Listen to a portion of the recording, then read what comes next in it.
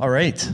Welcome, everybody, to Earth Center, Age of Union's Earth Center. I'm Dax Dasilva, founder of Age of Union, and I'm very pleased to be welcoming today Dina Tsouluhas, co-founder of Moksha Yoga, Moto Yoga, as well as the co-founder of Junglekeepers, one of Age of Union's projects in the Peruvian Amazon. It's really a delight to have you. Okay, let me see if I know how to use this. No, it's really nice to be here. Yeah, thank you. So we've met many times. I think the first time we met was at Junglekeepers in Peru. But you're here in Montreal because you have roots here in Montreal. Tell me a little bit about your background. Before we get into Junglekeepers and everything about the Peruvian Amazon, tell me a little bit about your background and everything you built here in Montreal. Wow, okay. That's a big question. My background, I was actually a high school teacher at St. George's High School in Montreal. I taught sciences. I took a year off and went to Africa because I was interested in doing work with water there.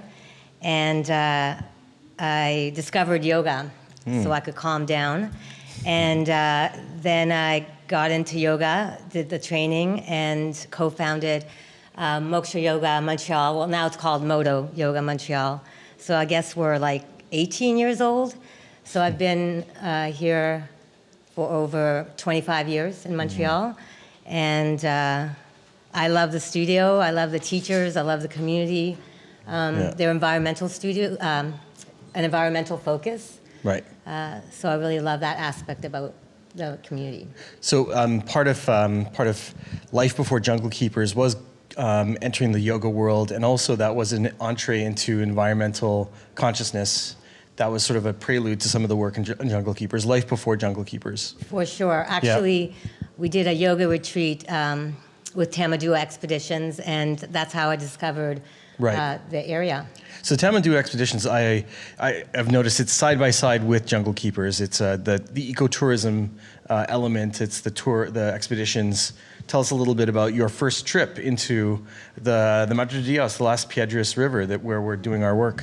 Yeah, wow. It was in 2014, and we went there to do yoga in this area called Las Piedras, and I don't know, it just blew me away. I think if you ever see that area, it's one of the most, it's one of the most beautiful places I've ever been to, and it's like, how can you not work towards saving it? Mm-hmm. So my path changed after being there, for sure, and I became really committed to protecting the animals there and working with the people there. Yeah, and Did you grow up caring about the environment? Did you, obviously this seems like there was some element of yoga and sort of discussion around the environment, but as you were growing up, what was your connection to nature? Well, I'm Greek, so I grew up in a very strict environment. So I always felt like being outside was the safest place for me to be in. I always felt like I could be free there. And I loved looking under the rocks and looking for insects, and I started really loving animals because I actually thought they were the only ones who could understand me. And I remember when I was a kid, I think I was 10, and if you know any about Greek traditions, Easter's a big thing, and they like to eat lamb. And I used to have this pet lamb called Oliver, and I used to go see it every day after school. And then one day he wasn't there, and they said, he's at the farm. And I remember going into the kitchen, my mom has her back against me, trying to, for me not to look. And I saw Oliver, parts of Oliver there. Wow. And I think that just changed my relationships with eating animals. And with people. And with people. I was like, people suck. So I just really wanted to protect them. Yeah. Yeah. And so tell me about yoga. How does that bring people into that? Because I noticed that there's a connection between caring about the earth, caring about the planet, and the practice of yoga. So for those people that don't know that connection, what does connect there? Yoga and the environment. Mm-hmm. I think when I got into the Moksha community, they had such what I loved about it was it's not just your practice on the mat, it's what you do every day. It's what you do for the community and the world. And they tied in the environmental component in there. And we talked about it, Grow Your Yoga was this month-long challenge of doing something for the environment. And I think when I went to Las Piedras, and we came up with Junglekeepers, it all made sense. You practice what you do on the mat and then take it to the outside world. Like all the stuff we talk about in yoga and freedom and equality, it really, those components tied into the environmental aspect. And also respecting other beings, whether they're human or not. Yes. The distinct intelligence and sentience of all creatures, I think is a part of that. Yeah. Yeah. So how did you come to be a part of the founding team of Junglekeepers? Tell me about the early days. So you went on this Tamandua expedition. Met some of the key people. Who are those people? Where did it go from there? I don't know who they are. No, I'm kidding. I did. It was, like I had said, it was 2014. And Tamandua Expeditions is this company that does ecotourism. And they were trying, back in the day, they were trying to get clients. So they went to every yoga studio in New York City. And they hit up Moksha Yoga, New York. And those people are... The owners of that studio are really close friends of mine, and my partner's in the studio here. And of course, Becca Foon goes, let's go to the Amazon. So we went there. I had no idea what to expect. And then it was Paul, who works for Tamandua as part of Junglekeepers, and JJ and Roy, who are from Peru. We were all there together, and we started dreaming. And we formed, it's a Peruvian-based NGO called Junglekeepers back in the day, with the whole thing, okay, we're just going to protect this area. We didn't know how, we just needed to protect it. So as you're doing this expedition, and you had this meeting with the original founding team of Junglekeepers, you must have been discussing some of the things that you were seeing that were not going right in the area in order to have this urgent discussion about protection. What were some of the things that you were discussing about? Was it more opportunities, or was it more there was big threats? Yeah, Las Piedras is in the Peruvian Amazon, and it's quite pristine. It's still pristine, but during, especially in the last 10 years, the threats have becoming more and more, and that's illegal logging right now, especially of ironwood trees, poaching of animals, mining, and because of the corruption of the government there, very little is done. So we see this beautiful place, and we know it's the interoceanic highway, it's quite close to it, but on the other, Brazil has been largely affected by it. Whereas this area still has hope to stay pristine. Yeah. And there's the indigenous communities that live there, the people that live in voluntary isolation. So we said, okay, how do we do this? We knew we had to work with the communities there, but the first thing that we did was, okay, there is this piece of land that's being logged. I think there was over 800 ironwood trees that were coming out illegally, and the man wanted to sell it. So Junglekeepers fundraised, and largely through the Moksha Yoga studios. That's incredible. Yeah. It was from the heart of the yoga community. There was, at the time, before COVID, there was 80 studios, and so they all got together, and we got enough funds to get the rights of the first concession. Yeah. So just explain to everyone what a concession is, because Age of Unions helped on concessions.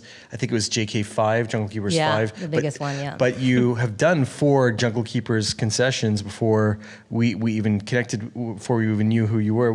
What does a concession mean?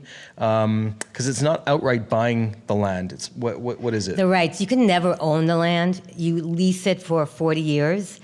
The government can take it away if you do something illegal, like cut down hardwood species. So the way in Peru, what they did in the Madre de Dios region is to make it sustainable for the economy, was they divided the area along the river into concessions. And the concessions are pieces of land, and depending on what they are, they could be Brazil nut concessions, They could be, there used to be reforestation, they got rid of that, conservation concessions, timber concessions, depending on what concession it is. And then you're allowed to do that activity in your concession. Right, and a lot of the concessions that have become Junglekeepers concessions, they're pristine because there was Brazil nut concessions and the trees weren't touched because Brazil nut trees need the surrounding forest. Is that for the most part true? Yeah, and it's illegal. And it's illegal. It's a huge fine for you to cut down Brazil nut trees in Brazil nut concessions. You're not allowed to take it. Yeah, most of the JK concessions, except for the last one, that's a conservation concession, are Brazil nut concessions. Right. However, two of them, for example, have been heavily logged, which is why we wanted to take it to reforest and to protect it. So you obviously there's a land acquisition piece of this. What does Junglekeepers do? What are the different pieces of the program? They cause a lot of problems. No, I'm kidding. Troublemakers in the jungle. What does Junglekeepers do? Yeah. Okay, so Junglekeepers, I mean, we were very grassroots. I think just the group of us that got together, all we wanted to do was to protect the area, to protect the animals, and to work with the people there. So our first way of doing it was, okay, what concessions are in trouble, and do they want to get rid of them because they have huge fines, the people have the rights. And so we started off by acquiring the rights to concessions.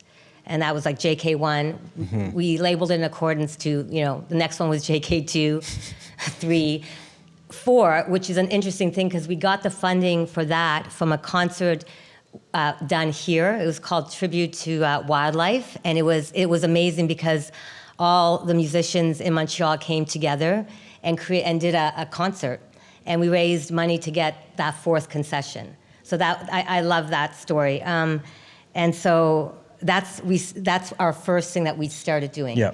But it's not sustainable, because it's not just enough to get the rights to the concession. You have to protect it. Yeah. Right? And that's what's happening in Las Piedras is people have the rights to the concession, but they're not doing anything. So they're being logged, or mining is happening, or unsustainable agriculture. So the heart of Junglekeepers is a ranger program. Yeah. Right? And it's rangers that come from the communities. And they're ex-loggers, ex-miners, ex-farmers. They come just to get work, but then they become conservationists. That's a huge generational change too. Yes. And I've met some of the loggers, former loggers, that are now part of the team, either the Tamandua team or the ranger team. And a lot of these men have really broken bodies from some of these activities, the logging, and so for them to move into something like being rangers is a huge improvement for their health, for their benefits, for their families. Yeah. Do you know, when you came down, we had 6 rangers. It's become a thing now. Even in the local communities, people going, do you need more rangers? Because it's another way to work rather than mining and logging, right? And so now we have 11, and we have, I think this is huge, we have 3 females. Wow. And 2 of those, they're 18, but they come from the indigenous communities. And that, I think that's just a game changer. And they know how to drive boats, and it creates, people see that. And it's making a change in the indigenous communities, because the indigenous communities have been exploited for so many years. And one of the things in order to make conservation sustainable is we have to involve the indigenous communities and women in the decision-making process. And I think Junglekeepers, rangers, when we see them, we see women in there, we see the indigenous community in there, we see people from the local communities. Yeah. Yeah. There's on the way to the reserve, on the way to, all the Junglekeepers concessions, there's a town called Lucerna, which is where you set off on a boat to come to the station.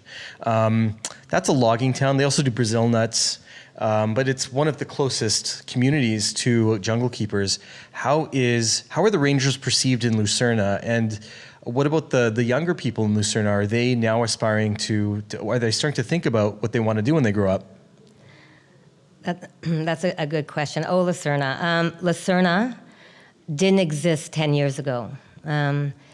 It was invaded by people from the Andes. It's called Vrai, and Vrai is known for cocaine. So basically, a lot of people were displaced from that area and wanted to come and find land. And they came to the area that we know as Lucerna. Now in Peru, if you have squatters' rights, so if you don't do anything and they build stuff, it's theirs. And so Lucerna has been skeptical for sure, because there's a lot of illegal activity going through Lucerna, whether it's cocaine or the ironwood trees. And so they're not quite sure what to think of Junglekeepers. But now things have changed because we're there and we're making a difference. So now they say, okay, they're actually here to help. They're not here like to take our stuff, to exploit us with tourism, but they're actually here to help. And it's interesting, we have a replacement ranger that sometimes replaces that is from Lucerna, and we've had a couple of females wanting to apply to become a ranger. We didn't have space now, but now we do. So when I go back, we're going to interview a couple of people from Lucerna. So their attitude has changed with the rangers the last year. There's more trust. That's a huge transformation. Yeah. Because that's a big threat. That's the closest threat. Yeah. Because there's been other invasions, even in areas that we've protected together, that are encouraged by some of the elements in Lucerna into protected Junglekeepers areas. And this is, if we can change the hearts and minds in Lucerna and offer opportunities, it's one step closer to protecting the area long term. You know what? A lot of stuff happened during COVID, I'm sure. But one of the concessions that actually Age of Union really support us to get, we call it JK5. There was a group of people that invaded the area. Now, it was very political because they're called the Eshiningas, which aren't indigenous to the region. They're indigenous from somewhere else. And actually, it was a very interesting process because we worked with them. They left the area, but we helped them to leave the area, and they're in another indigenous community right now. I think Lucerna heard about that, and we're very supportive in that we are helping the communities. Yeah. Because they had there's no place for them to go. Yeah. I mean, the approach, as we went together to the site of the invasion with folks from Junglekeepers, I think it was such a compassionate approach, problem solving together, bringing medicine for these families that are really struggling in the jungle. They're from the Andes. They don't know the terrain, and I think that really shows what kind of an organization it is. You're trying to uplift people, but they can't stay in an ecologically sensitive area, especially one where they're having a very difficult time making a go of it. Tell me about you mentioned Age of Union helping with this latest concession and also helping with the ranger program and station. And actually, you surprised me when I was last there. Dina was in the area for 9 months because of COVID, and when I came to visit and do a little exploration, surprised me with a ranger station. They had built the whole ranger station. So by myself. So yeah, it was quite a surprise and quite an amazing upgrade for the team, since I think that they were staying in tents for long periods. Yeah, it was hardcore. So tell me about the ranger station, and then maybe talk about the partnership between Age of Union and Junglekeepers. The station was a game changer for us. We didn't have a place that we called home. We were very scattered. We would sleep outside in tents, no toilets, no showers. So it was hard. And when the station was built, originally we got some help from an organization, and actually an architect from Montreal, Glenn, designed the station. Thank you so much. And Age of Union, we didn't have funds. Actually, during COVID, we lost a big grant that we had. It didn't get renewed. And I was like, I don't know what's going to happen to us. And Age of Union really was a game changer for us to help and support our ranger program to continue and to finish the ranger station. So the ranger station is a place where the rangers stay when they're in that area, because we patrol different areas on the Pier Dress. It has a toilet, it has showers, it has rooms, it has like a stove and a kitchen, and I don't know. I just love it. We all just love it, and it really changed the dynamics of the Rangers. Mm-hmm. And they even bring their families to see what they do. Right. Their families and their kids come down, and then now we're having a problem that they don't want to leave. And there's technology. There's computers and. Oh yeah, we have the computers.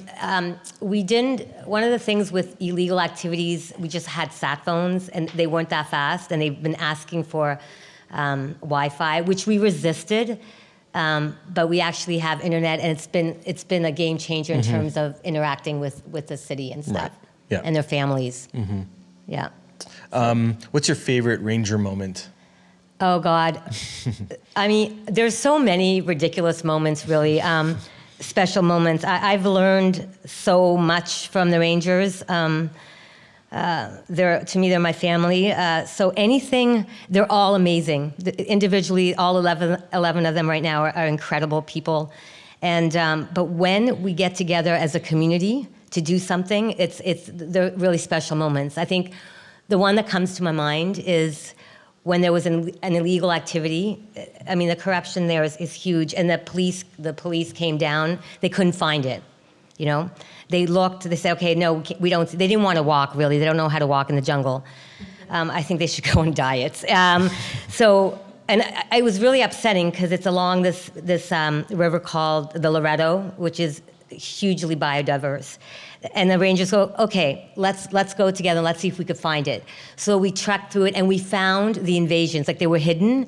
I remember that moment saying, okay, we did it. Right. We actually found it as a group. Right. You know? So anything we do together, and then the station, mm-hmm. when they first thought, you know, Dina, what happens if it's worse than our camps? And I'm like, it's not going to be worse. I don't think they believed right.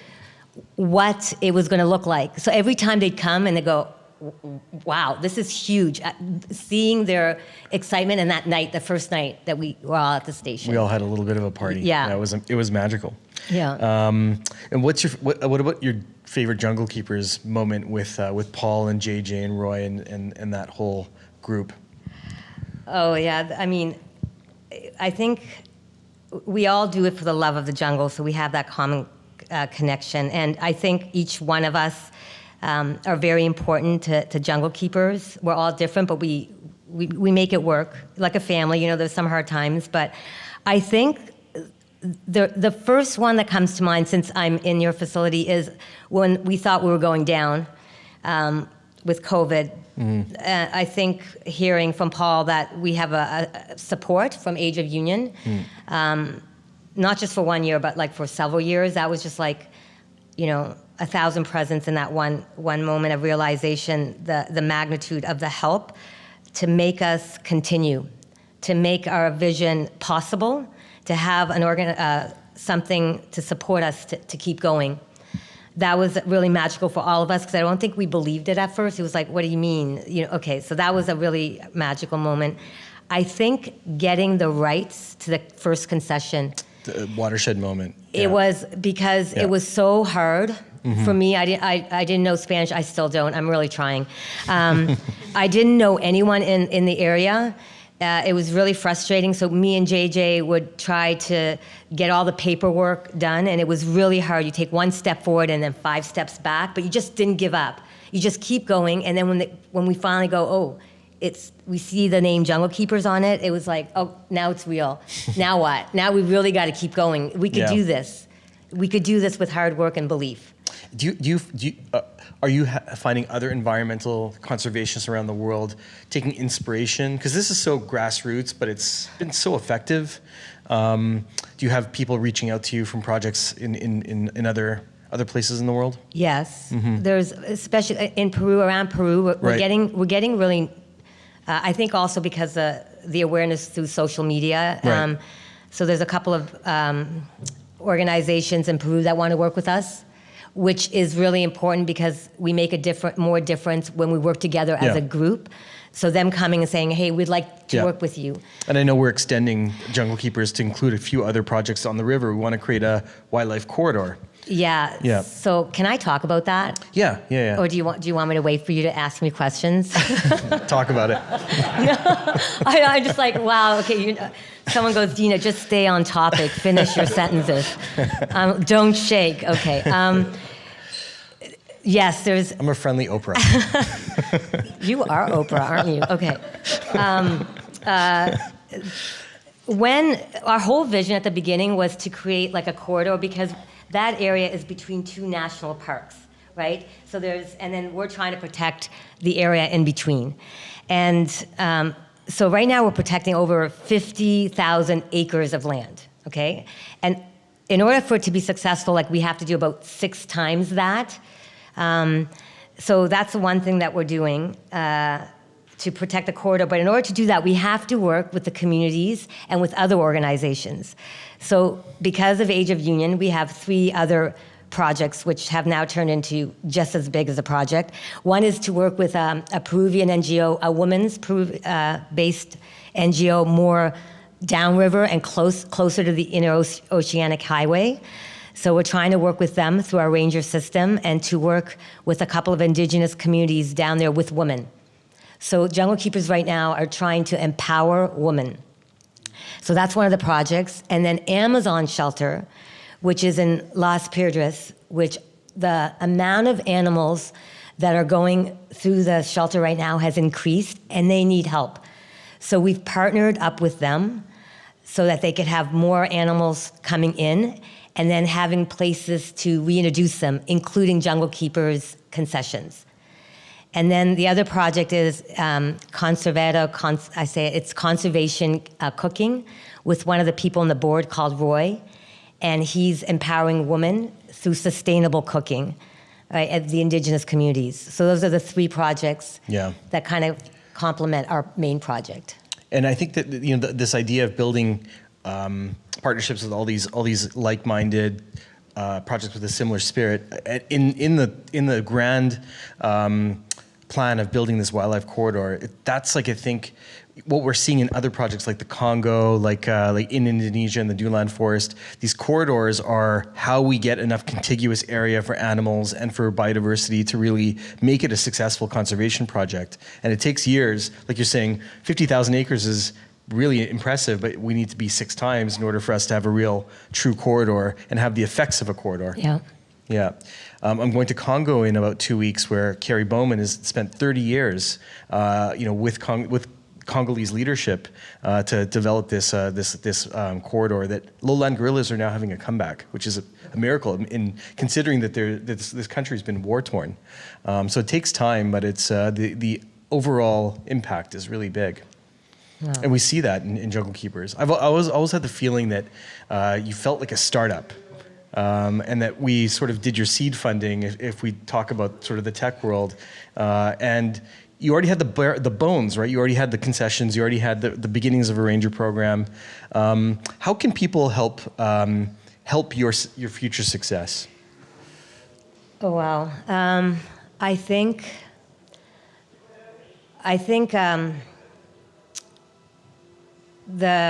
when we do things individually. Don't underestimate the individual attempt, like to work of dedication to something. So I think you could start at home. Like, look at what you eat. Look at what stuff you buy.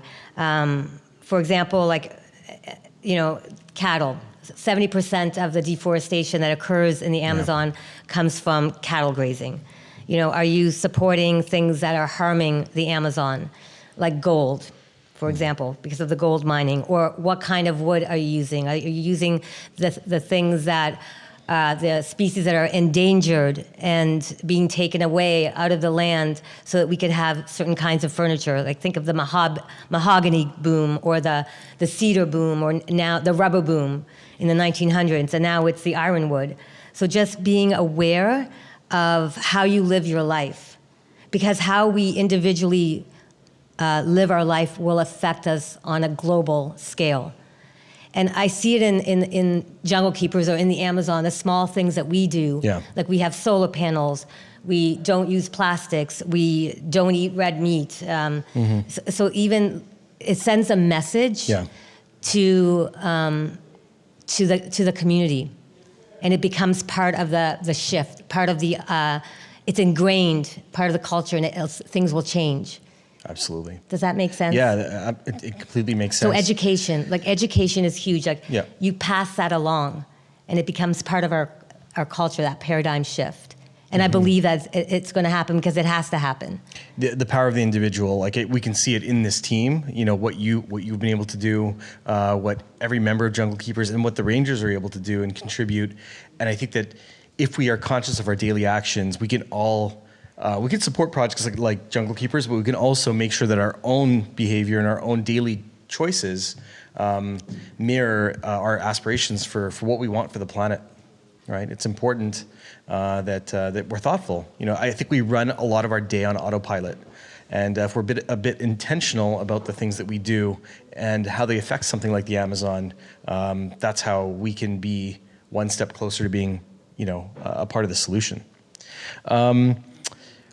What does your life look like today? Do you spend a lot of time in it's a mess. In the jungle in Puerto Maldonado, which is nearby? Are you a Peruvian? I'm a host for a lot of insects. Like I have a botfly in my head right now. My life has changed a lot. I spend a lot of time in Peru. That's not to say I don't miss Montreal, because I miss it so much. It's hard to leave. It's hard to leave Montreal, and then it's hard to leave Peru. But right now, in order for this to succeed, I just need to be there. So my life is mostly doing stuff for Junglekeepers and working with the Rangers, and trying to get them to be independent so I don't have to be there all the time, and trying to run the yoga studio. But I have amazing people at the studio working with me, and I have amazing people working with me in Peru. Mm-hmm. So most of the time is spent in Peru. Please don't tell Health Canada that. But I do have a Peruvian visa. Yeah. And what are you currently working on? What are the top of mind aspects, projects? In Junglekeepers? Yeah. It's to, right now we're working with the indigenous communities of Monte Salvado and Puerto Nuevo, and that's been a huge shift for us. We had our first exhibition up there with the Rangers. So the Rangers actually led. They went there to work with the people in the communities to show them. We work with this thing called SMART training, like smart monitoring, and they're really interested in protecting their area and working with us. And then there's a couple of rangers that are doing conservation education with the kids there. Oh, wow. And mini ranger programs. And then we have Roy, who goes there and does the cooking aspect. Mm-hmm. That was a big success. And we're going on the 15th of June for our second one. And we're talking about like way upriver, where the people who want to live in voluntary isolation are. And so that's a big project that we're trying to do well, because it's complicated to work with indigenous communities.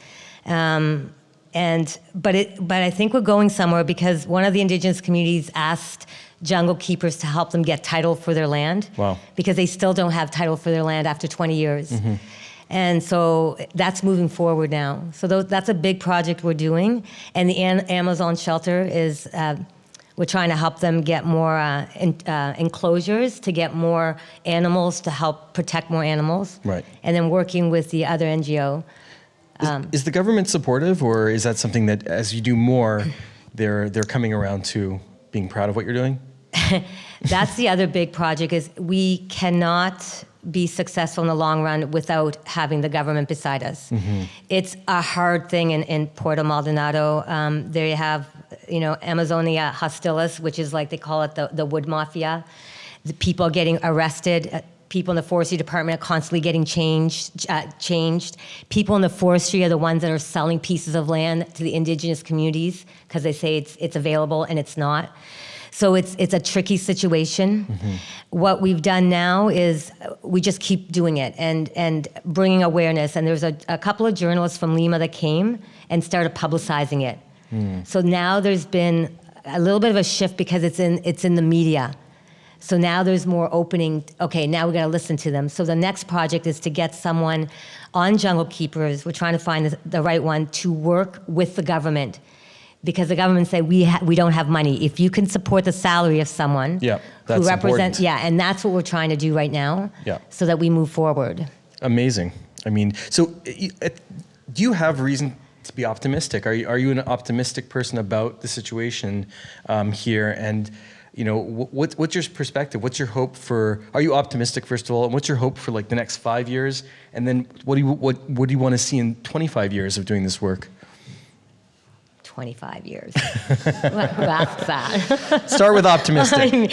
I have to be optimistic. Yeah, of course. I think sometimes when I forget and get run down in that area, Puerto Maldonado, I go into the jungle. And when you're in the jungle, you know why you're doing it. You know, with the trees and the forests and the rangers and the animals and the people that live there, you know that you got to keep doing it and never give up. So I'm very optimistic because I see the lands that we're protecting, like through imaging. It's the deforestation has stopped. You could see it, dark green area. Yes, it's amazing. And then so we are making a difference. You can go for 2-3 hours. I went with you on the boat, and it's all Junglekeepers protected land for hours. It's amazing. Yeah. So I see that it's possible, and then I see that it's possible only through working with the people there, and the woman, that it's going to continue, because together, that's what happens. So I'm very optimistic, and it's a fight, but it's a fight that's so worth it. And then when more people see, wow, they're doing something, it makes a change. They go, okay, yeah, we'll support you. Let's keep going. And then you get other organizations coming in and working with you, and other indigenous communities asking, can we work together? Yeah. That's been a huge positive thing this year. Yeah. And that's the ethos of what we're trying to do at Age of Union, is support projects like Junglekeepers that show action, because then people want to get involved. Yeah. I think if it's just doom and it's we can never do anything, then everybody gives up, right? This is like an amazing, motivating story. So what do you hope to see in, let's say, 5 years for Junglekeepers? What do you want to have locked down? And then let's say, the future. For Junglekeepers, I'd like to see the ranger program grow. Right now we have 11. I'd like to see more females. We'd like to see the corridor. Yes. And it has to happen now, because deforestation is happening at an alarming rate. Right now is when the action needs to happen. So I'm hoping that we could see that. Maybe I think it's totally doable, like 5 times what we're protecting. Right? I think it's doable because we're partnered with a really great organization called Age of Union. I don't know if you've heard of it. We're definitely helping you on the corridor. So I think in 5 years, just seeing connection between the two natural parks, and having people from Peru really running like a ranger program that's working really well and efficiently. Having educational programs for kids, mini ranger programs. That's so beautiful. And having female associations with females really leading it, and working with the government. Like having like a government control post there. Yeah. And monitoring the illegal activities and stopping it. Last few questions before we open up to the audience. Why is female, why is women leading parts of this project, why is that so pivotal, important? Because I think they're more open to working with people. I think in the developing countries, it's the women that really combine the cultural, economic, and social aspect of life. They're the ones in Las Piedras, they are the ones that actually pass on the traditional language. They're the ones that sustain the family. Right now, a lot of the men are doing illegal logging in the indigenous communities. So it's very male dominated. But now if you get the females doing things that are sustainable for the forest and also for them, it's a game changer for their communities. It also, when they see females in the ranger in our ranger team, they want to become rangers themselves and become leaders. So they don't just stay at home and do nothing. They're actually becoming speakers of the environment, and they're the ones that hold the education. I believe. That's so exciting. Yeah, It's made those 3 females on our team, and it brings on equality. It's like, no, I'm not just going to cook. You're going to cook too. I could do, so sharing, and it's changing the male ranger's perspective of female and male dynamics. Right. Yeah. Do we have any questions from the audience for Dina? Silence.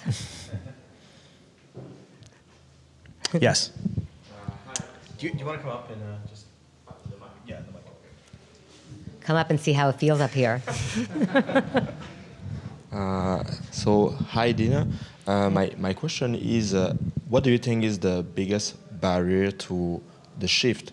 Because maybe in those countries, people don't pay attention to the environment because they have economic incentive, and that's maybe the reason why it's difficult for them to make the shift. And how do you think that it's possible to make this shift? Because I believe that's maybe the key to have the government working with you guys. It's maybe to show them that it's good, not only good for the planet, but also good for economically. There's value to it also. 100%. 100%. In the area that we work on, there's a lot of poverty. It's an interesting story as well. So they have no choice, especially during COVID, they just needed to work to feed their families. And the stuff that was available in that area is timber, and gold mining. And they pay a lot. And so they had no choice. Or it used to be ecotourism, but for the last 2 years, that has not been happening at all. So the only way to make this conservation sustainable is to work with the communities and to offer them other ways that they can work.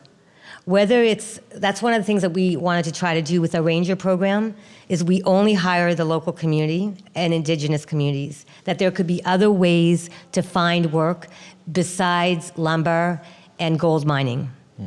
And that has actually brought awareness to Junglekeepers from the government, from the indigenous community, and from the organization for indigenous communities called FENIMAD. That's how we got on their radar, is, okay, they're offering employment to people. And so, yes, and then the other projects is, how can we find other ways, besides being rangers, that is another opportunity for the people. Reforestation, that's another thing that we're trying to get off the ground. Producing bee honey. Using the crafts of the people to kind of maybe make some money for them. So yes, it is the primary thing to make it sustainable, because they need to survive. Absolutely. So that's one of the things that we're trying to work on through the Ranger program first, and then doing other projects with other communities in the area. Does that answer your question? Are you sure? Great question. Because sometimes I don't answer the question, I keep talking. Okay. So any last question from the audience? Okay, I'll ask you one more. What's your favorite? Anyone else? No. Oh yeah. Was there any other questions? No, I'm kidding. What's your favorite animal moment in the Amazon? Oh, gosh, the animals there. Can I give a couple? Yeah. We're gonna end with some cute animal stories or some. I think there's a jaguar. I say it wrong. I call it jaguar.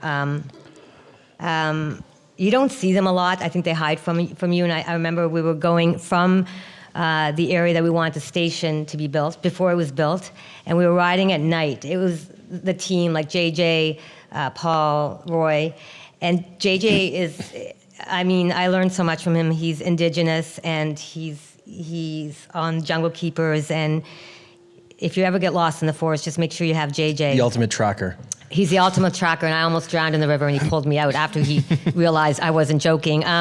So he's driving the boat, and he sees something. He just kind of swerves. This is at night. And he goes, jaguar. So it was just me, Paul, and JJ. And we went there, and we saw, we were here and in the night, and it was up until, a little bit further than KC, so where Caesar is. And we saw a female jaguar that close. Wow. And that to me was, I never saw it that close, but at night it was spectacular. It just kind of, it made you freeze. The anaconda, I'm going to give you three. The anaconda, I'm sorry, but it was with JJ again. I go, I really want to see an anaconda, okay? Right. I love snakes, but I wanted to see one. And he goes, okay, we're going to go to the floating forest. It was almost 7 hours. And the floating forest is called that because you could step somewhere and the water's up to here. And he goes, look, it's there. And it was 15 feet. It was a female. And it took my breath away more than anybody took my breath away. And then to touch it, it's cold, you know. I couldn't. And then I remember I was by the face, and then JJ was at the back, and he goes, you know, if I had more men here, we could pull it out. And I'm like, okay. And then it kind of jumped. I thought it was going to eat me. Like, he goes, Dina, don't stay by its head. I go, okay. The other one was the monkeys. I have fallen in love with monkeys, probably. And when we go to Monte Salvato, it's part of their culture. Spider monkeys and howler monkeys, it's part of they eat it. And a lot of times they kill moms, and then they have the little babies, and the kids play with the babies, but then they don't want the babies when they kind of grow up. And one of them, they asked me, because one of our rangers is from the community, and he knows I love animals. He goes, can you take her back to the shelter? And I had her for about 4 days with me. You know, they're like babies. They stay with you. So for selfish reasons, because, you know, during COVID, it gets really lonely. I became really attached to that little howler. And I became fascinated with monkeys and started volunteering at the Amazon shelter. The little monkey died. Her name was Monty, because the bullet actually hit her skull. And then my last one before, which is about a monkey, was a capuchin. And he was a little baby, just a brat. So the family didn't want that capuchin anymore. So I took him with me. And I wanted to keep him at the house, but you can't do that. It went to the Amazon shelter, and actually he's doing really well. He's introduced into another family of capuchins there. Oh, good. And they want to release that family into Junglekeepers. So I think just having the connection with the monkeys, being able to see that organizations like the Amazon shelter, which Junglekeepers is working with, helps in maintaining the biodiversity and releasing these animals that have been abused for pets, and then people don't want them anymore. Right, and the reserve is getting bigger and bigger, so we can reintroduce these animals. So it's such important work, Dina. This has been such an amazing opportunity to learn about Junglekeepers and the mission. So thank you for doing this with us. Thank you for making it work. All right. Yeah, thank you for coming to listen. And thank you for coming. I was coming. really nervous.